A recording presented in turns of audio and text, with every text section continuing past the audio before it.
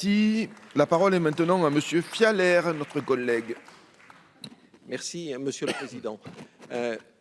Lors de nombreuses interventions, on nous cite des exemples qui peuvent provoquer une certaine émotion, mais dans une période où on discute beaucoup d'ailleurs de la place de la science et où on a même des platistes pour nous dire que la Terre est plane, il faut rappeler que un exemple, c'est une illustration, c'est pas une démonstration.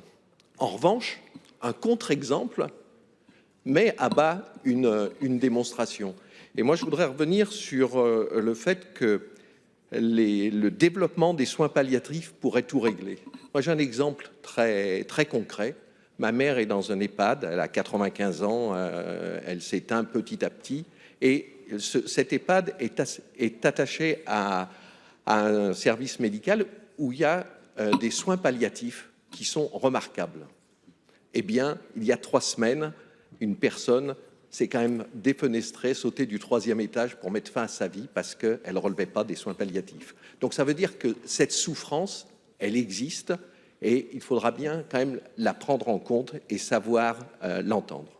Le deuxième point sur lequel je voudrais revenir, c'est que, comme beaucoup d'entre vous, on s'est tous plongés dans des lectures, dans de la philosophie. J'ai lu le Penser la mort de Jean Kelevitch, qui, à son époque, disait il ne faut pas légiférer, ça doit se faire dans le colloque singulier entre le médecin et son patient, et pas vu, pas pris, on ne dit rien.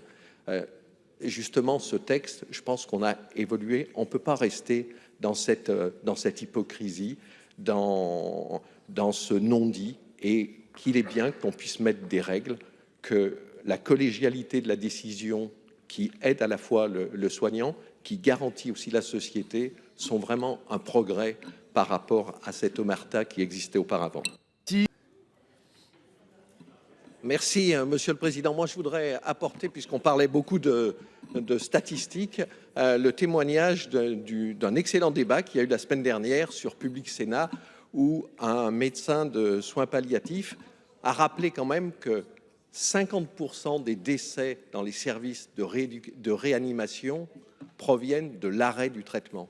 Alors, on appelle ça comme on veut, mais lorsqu'on arrête un traitement et que la personne décède, on ne va pas me dire que c'est qu'on va assister maintenant à quelque chose de révolutionnaire. Ça existe tous les jours, ça existe en ce moment. Il y a des gens qu'on débranche parce qu'on est en bout de soins et on sait quelle est l'issue.